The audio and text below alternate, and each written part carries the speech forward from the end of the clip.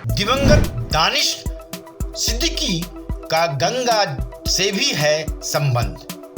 Pulitzer पुरस्कार से सम्मानित फोटो जर्नलिस्ट दानिश सिद्दीकी भले ही अब इस दुनिया में नहीं रहे, लेकिन उनका एक परिचय यह भी है कि वह वही फोटो जर्नलिस्ट थे जिनके परिश्रम से कोरोना की दूसरी लहर के दौरान यूपी यानी भारत के सबसे बड़े राज्य उत्तर प्रदेश में गंगा में तैरती हुई लाशें और जलती हुई चिताओं के फोटो सामने आए थे।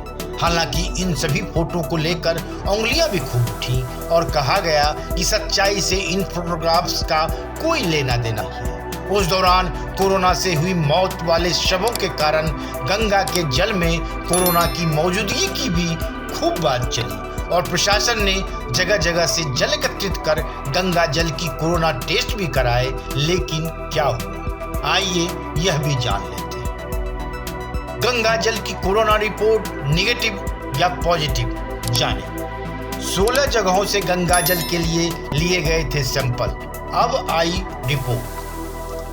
गंगा नदी में कोरोना संक्रमण की दूसरी लहर के दौरान शवों के बड़ी संख्या में बहाए जाने की खबर के बाद गंगा के पानी में कोरोना संक्रमण बढ़ने के खतरे की बात उठने लगी थी। इसको लेकर लोगों के मन में भी काफी डर था। बाद में गंगा के पानी की जांच की गई और अच्छी बात यह है कि उसकी कोरोना रिपोर्ट निगेटिव आई है।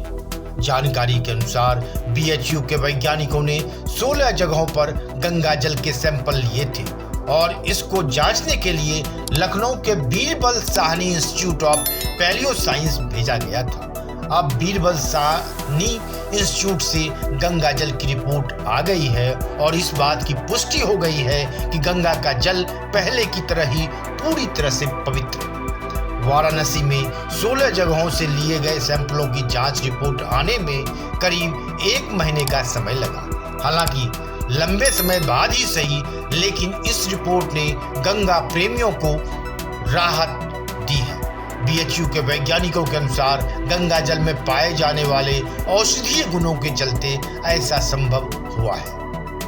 बता दें कि सभी सैंपल ऐसी जगहों पर लिए गए थे जहां पर गंगा के पानी में थोड़ा ठहराव था। इसके साथ ही जब पानी में लाशें उतरा रही थी उस दौरान भी गंगा जल के सैंपल लिए गए थे, ये जानने के लिए कि कहीं ऐसी जगहों पर कोरोना वायरस का संक्रमण ज्यादा तो नहीं है। अब वैज्ञानिकों की टीम देश की अन्य नदियों के सैंपल लेकर ये पता करेगी कि क्या कोरोना का संक्रमण गंगा जल में किसी विशेष कारण से नहीं हुआ या फिर अन्य नदियों में भी कोई संक्रमण नहीं है। हालांकि इन दिनों गंगा के पानी में शैवाल ज्यादा नजर आ रहे हैं और वैज्ञानिक इस बात की भी पुष्टि में जुटे हैं कि इनका कोरोना वायरस से कोई संबंध तो नहीं है। Bureau report, one day matrix.